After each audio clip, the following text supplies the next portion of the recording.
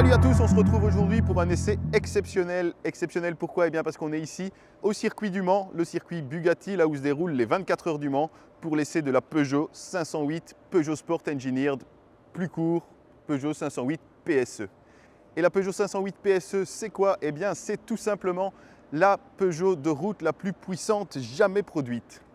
Et puisqu'un bonheur ne vient jamais seul, eh bien elle existe en berline mais aussi en break. Mais bien sûr, parce qu'on est en 2020, qui dit Peugeot la plus puissante de route, dit évidemment un mariage entre un moteur thermique et un moteur électrique, puisque cette version est une hybride rechargeable. Elle associe le moteur 1600 THP de 200 chevaux à deux moteurs électriques, l'un de 81 kW placé à l'avant et l'autre de 82 kW placé sur l'essieu arrière, ce qui en fait une version 4x4, une version 4 roues motrices. Et ça, c'est unique sur la 508 puisque jusqu'à présent, la version hybride à 4 roues motrices était réservée à la Peugeot 3008 Hybride 4. Cette 508 PSE, elle arrive aujourd'hui sur le marché, mais elle est très similaire au concept présenté au Salon de Genève il y a 2 ans, en 2019 déjà. Du concept, en fait, elle garde presque tout, à commencer par sa teinte, la teinte de lancement qui est l'une des 3 teintes proposées, puisqu'on a du blanc, du gris ou du noir. Peugeot a voulu faire simple. Mais ce qui caractérise vraiment cette version PSE esthétiquement, ce sont tout d'abord sa musculature. La version a été vraiment plus développée pour la rendre plus musculeuse. Et puis tous ces détails jaunes, comme vous voyez ici sur les écopes, que Peugeot appelle jaune kryptonite. Mais quand on y regarde de plus près, il y a aussi beaucoup d'autres détails qui rendent cette version beaucoup plus exclusive. Il y a cette calandre très agressive où on dirait un petit peu des crocs qui s'entremêlent comme ceci. Il y a bien sûr les pare-chocs plus musclés comme je le disais. Et puis si on regarde sur les côtés, on a des jantes de 20 pouces chaussées de pneus Michelin Pilot Sport 4 qui ne mentent pas sur les ambitions de la voiture. Et si on regarde bien, on voit que du concept, eh bien, les ingénieurs et les designers ont même gardé tous les petits appendices aéro comme ceci qu'on pensait qui allait disparaître en passant à la série. Eh bien non, ils ont décidé de tout garder. Par contre, ces appendices n'apportent aucune plus-value aérodynamique, mais les ingénieurs se sont quand même assurés que ça ne soit pas non plus, que ça ne dégrade pas non plus l'aérodynamisme. On retrouve également sur la berline la petite signature Peugeot Sport Engineered, donc ces 3 lamelles jaunes obliques sur la custode arrière et sur le break. Puisqu'il n'y a pas de custode arrière comme ceci, elle se trouve sur l'aile avant, sur les flancs de l'aile avant. À l'arrière aussi, c'est vraiment le muscle, la puissance qui se dégage de la voiture, puisqu'on retrouve notamment un imposant diffuseur arrière avec un double embout d'échappement noir, le traditionnel bandeau noir sur toute la largeur qui est caractéristique à la 508, et puis à nouveau la signature 508 Peugeot Sport Engineered. Je pense qu'on a fait le tour, c'est très bien.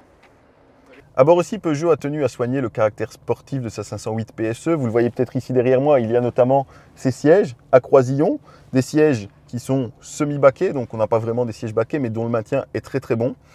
Et puis on retrouve tous ces petits détails de couleur kryptonite comme à l'extérieur, notamment ici, tout ce qui est surpiqûre de siège.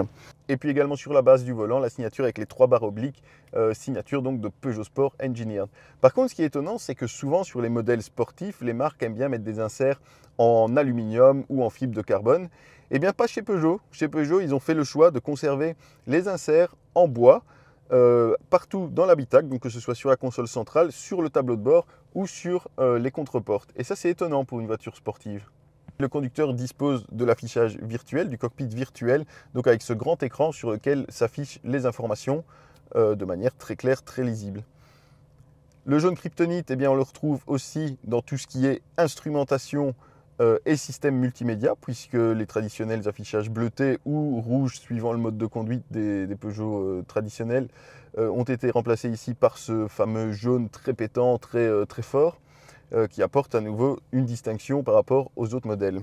Au centre, on retrouve ce tableau de bord très épuré, où on conserve heureusement les fameuses toggle switch ici qui permettent d'accéder directement à l'un ou l'autre menu. On a également quelques touches tactiles ici en dessous, donc là pour les sièges chauffants, pour tout ce qui est un peu système de chauffage. Malheureusement, il faut toujours passer par l'écran pour pouvoir activer ou régler la climatisation. Ça, c'est toujours un peu dommage puisque ça demande 2 manipulations plutôt qu'une en conduisant. Et a fortiori, en conduisant de manière sportive comme le propose une telle voiture, eh bien, c'est toujours un peu dommage.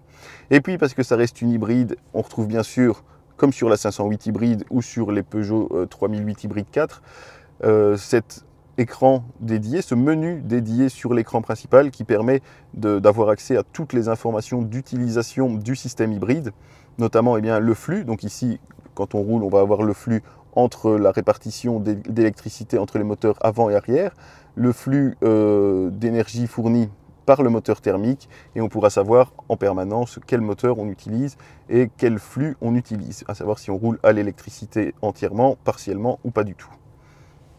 En cliquant ici, on a les statistiques de roulage. Alors là, on vient de faire du circuit, donc ne vous affolez pas. La consommation est assez élevée dans les deux cas parce qu'on est juste après notre séance d'essai sur circuit. Donc forcément, c'est très élevé, mais on peut voir les différentes répartitions. Donc le temps où on a roulé à l'électricité, ce qu'on a consommé comme électricité en bleu, ce qu'on a récupéré comme électricité en vert, et ici, ce qu'on a consommé à l'essence en orange. Et puis à côté de ça, on a un menu charge qui permet de programmer la charge, qui peut également se faire par l'application connectée MyPeugeot.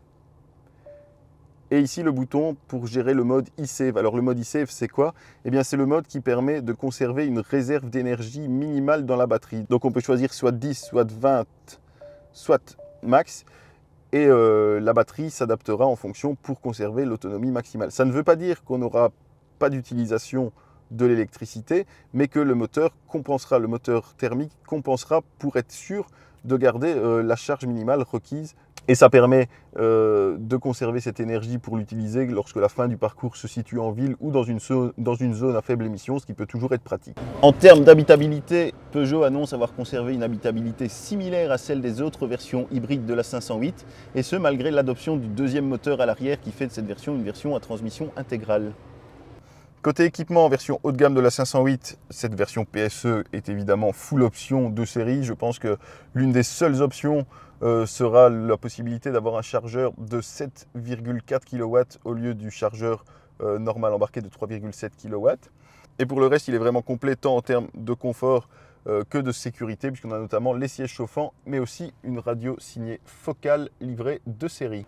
Alors techniquement, je le disais, cette 508 est une hybride. Donc on a une puissance totale cumulée de 360 chevaux et 520 Nm de couple. Mais au-delà du moteur, c'est bien sûr pas la seule modification dont elle a bénéficié, puisqu'on en retrouve notamment des voies élargies de 24 mm à l'avant, de 12 mm à l'arrière, et puis une suspension qui a également été rabaissée, une assiette qui a également été rabaissée grâce à des suspensions plus fermes à ressort plus court, qui ont été abaissées donc de 10 mm à l'avant et de 1 petit millimètre à l'arrière.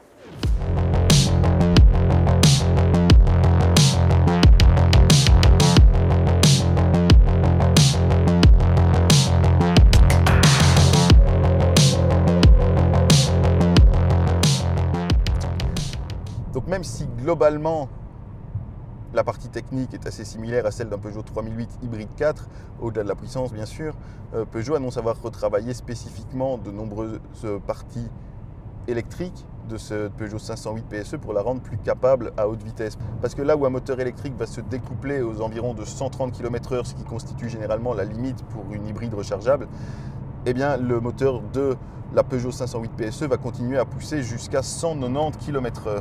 C'est là qu'on sent aussi qu'avec cette voiture, Peugeot a de grandes ambitions en Allemagne où les conducteurs pourront profiter sur autoroute de toute la puissance vraiment et de toute la poussée jusqu'aux plus hautes vitesses.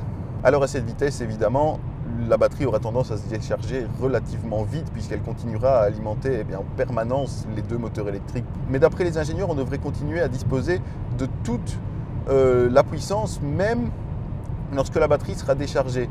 Parce que d'après eux, les portions ne sont jamais suffisamment longues, les portions à plein régime ne sont jamais suffisamment longues que pour vider complètement la batterie. Et même si ça arrivait, lorsqu'on arrive derrière un camion ou derrière un véhicule plus lent par exemple, les portions de décélération suffiraient à recharger suffisamment la batterie pour disposer de tout le couple pour réaccélérer une fois que la voie est libre. Voilà, on a quitté l'autoroute, la route commence à sinuer un peu, donc c'est le moment de passer en mode sport, qui permettra donc de tirer la pleine puissance, puisqu'en fait c'est uniquement sur ce mode où on dispose effectivement des 360 chevaux. Et pour libérer toute cette puissance, eh bien, le système de gestion électronique va indiquer à la batterie qu'il peut envoyer toute sa puissance vers les moteurs, vers les roues, et ça va se faire au détriment de la climatisation. Maintenant, comme le besoin de puissance maximale ne se fait jamais non plus sur de très longues distances, donc c'est surtout pour des accélérations franches, etc., eh bien, ça ne se ressentira pas du tout pour le conducteur, le confort ne sera pas altéré. Et là, maintenant que ça tourne un petit peu, on sent vraiment que cette 508 a un excellent châssis. C'était déjà une excellente base dans sa version normale. Mais alors ici, avec les 360 chevaux, et ça pousse directement. Dès qu'on appuie sa part, on sent vraiment, on a l'impression d'avoir un essieu arrière avec un autobloquant en fait, parce que la puissance fait que, comme il y a le moteur électrique qui pousse les roues arrière, ça s'enroule vraiment dans les courbes comme ça. C'est très très stable, c'est très dynamique. Pourtant, le parcours est un peu exigeant. Puis surtout, la route est détrempée parce que ça fait des jours qu'il pleut par ici, paraît-il. Donc, c'est un peu gras, un peu glissant. Et malgré ça, ça ne bouge pas du tout. L'efficacité est vraiment au rendez-vous. Voilà, quand on pousse, ça pousse très très très fort. C'est assez impressionnant. Et pour être sûr de disposer en permanence de cette puissance maximale, les ingénieurs annoncent que le système a été travaillé spécifiquement pour recharger la batterie dans toutes les phases où la voiture n'utilise pas le plein potentiel du moteur thermique. C'est-à-dire que dès qu'on va lever le pied, dès qu'on va ne plus utiliser toute la puissance, eh bien une partie de l'énergie va être envoyée pour recharger les batteries et ainsi être sûr de disposer tout le temps de la puissance maximale et du couple maximal. Dans les faits, eh bien, ça fait une grosse heure qu'on roule et il nous reste encore un gros tiers de la batterie, donc c'est que dans les faits, effectivement, la recharge se fait plutôt bien et de manière constante. Voilà, la boîte aurait pu être un poil plus réactive. Maintenant, c'est vrai que je peux en prendre le commande par les commandes au volant, ici les palettes au volant. La boîte qui est bien sûr la EAT8 classique de Peugeot, enfin, du groupe PSA. Par contre, on regrette vraiment que Peugeot n'ait pas plus travaillé la sonorité parce que même en mode sport, là, le bruit du moteur reste assez quelconque. C'est-à-dire qu'on a des exhausteurs électroniques dans les haut-parleurs qui viennent un peu donner une sonorité feutrée, mais tout ça fait un peu trop artificiel à mon goût. Et c'est surtout dommage parce que le look de la voiture, avec ses deux gros embouts d'échappement, laissait présager d'un son, d'une sonorité particulière, mais en fait, pas du tout. C'est un peu un point de déception de ce côté-là. Un mot peut-être encore sur le confort, qui est très bon. En tout cas, on a un très bon compromis entre confort et sportivité. Ça, c'est vraiment du réglage typiquement Peugeot, où on a donc suffisamment de confort pour envisager une longue route, sans aucun problème, et puis en même temps suffisamment de fermeté pour éviter la prise de roulis en courbe trop marquée, ce qui est très important pour la stabilité forcément sur une voiture sportive comme celle-ci.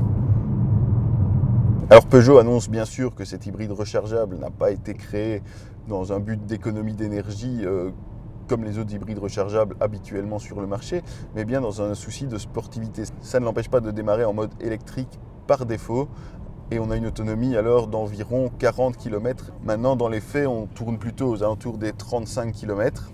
Alors on arrive au bout de notre périple sur route, donc on va quand même faire un petit point sur la consommation. On a consommé en moyenne 6,6 litres au 100 km. Compte tenu du trajet et de la manière dynamique dont on a roulé, c'est vraiment une moyenne tout à fait honorable. Et je peux même vous dire qu'on a fait seulement 16% en mode zéro émission, puisque comme je le disais, on a roulé de manière assez dynamique, on a fait une belle portion d'autoroute aussi. On a surtout utilisé le mode sport qui donc ne coupe jamais le moteur thermique. Donc 6,6 litres au 100 de moyenne, c'est tout à fait raisonnable pour ce type de voiture.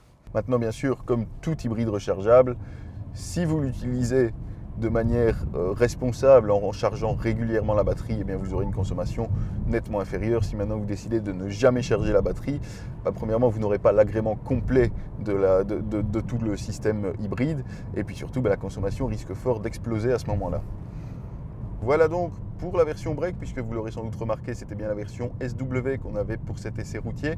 Et puis juste après, on va se retrouver pour un essai sur piste sur le circuit Bugatti du Mans avec la berline cette fois, et ça promet déjà d'être absolument fabuleux.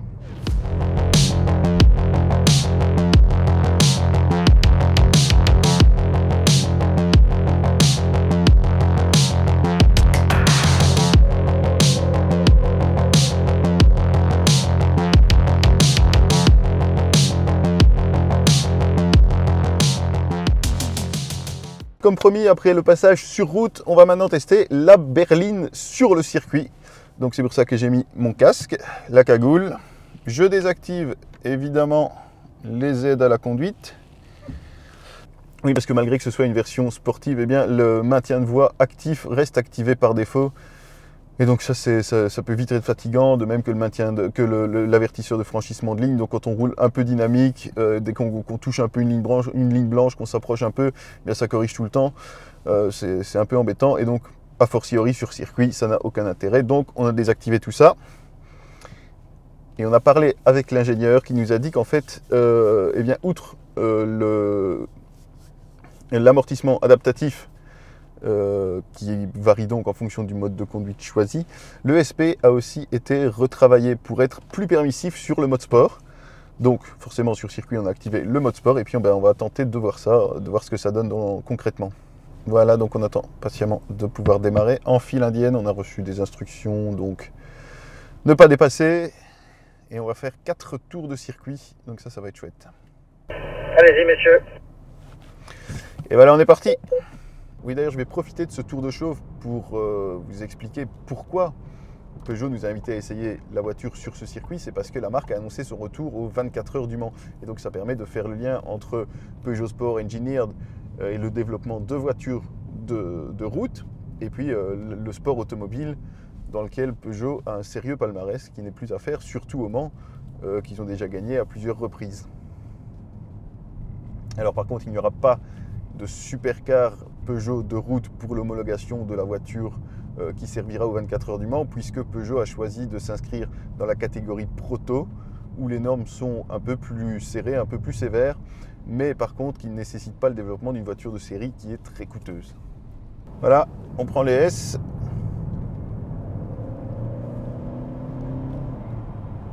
Et feu vert.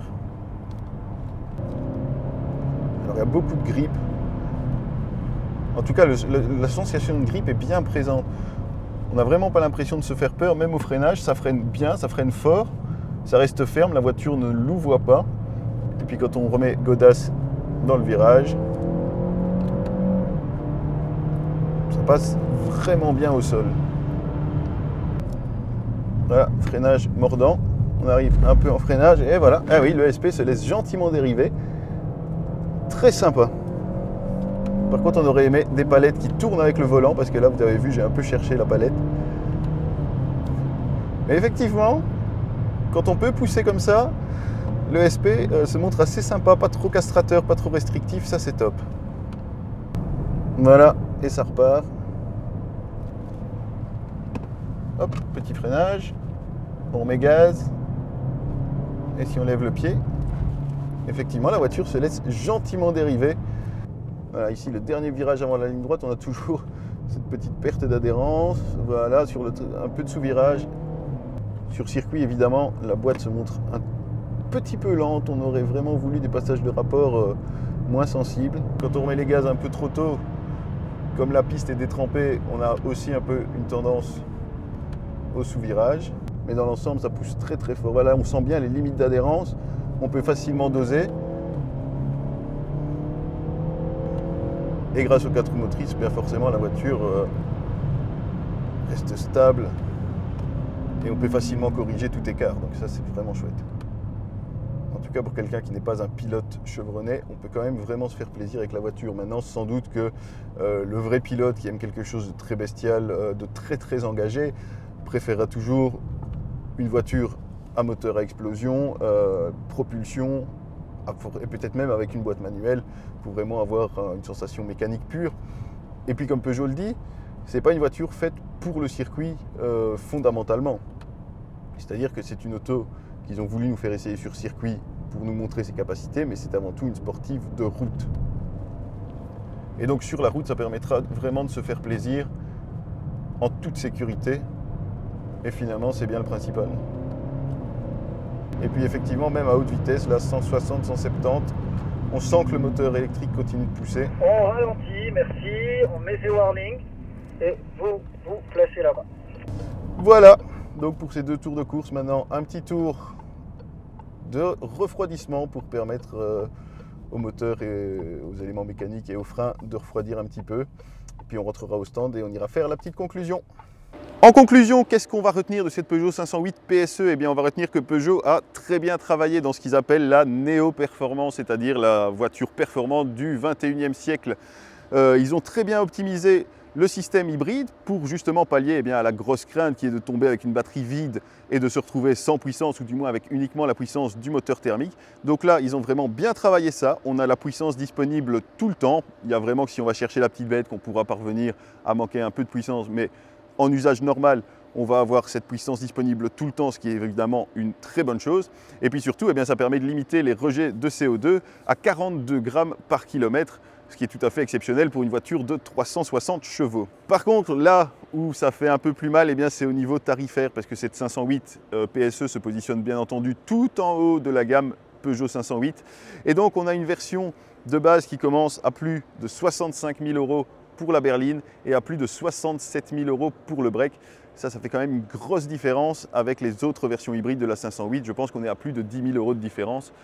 Donc ce sera vraiment un choix. Mais en tout cas, celui qui fera le choix de payer un peu plus cher et de prendre cette version, non seulement il y a les avantages fiscaux qui vont avec en Belgique, mais surtout celui qui fera le choix de cette voiture aura vraiment une top voiture sportive, une sportive utilisable au quotidien, pas une sportive caractérielle, une sportive vraiment accessible à tous. Et ça, c'est vraiment chouette de voir que Peugeot peut encore nous faire des super bagnoles comme ça à l'heure de l'électrification. Merci à tous de nous avoir regardés, j'espère que cette vidéo vous a plu. N'hésitez pas à liker, à commenter, à partager et puis on se retrouve très vite pour de nouveaux essais. Salut!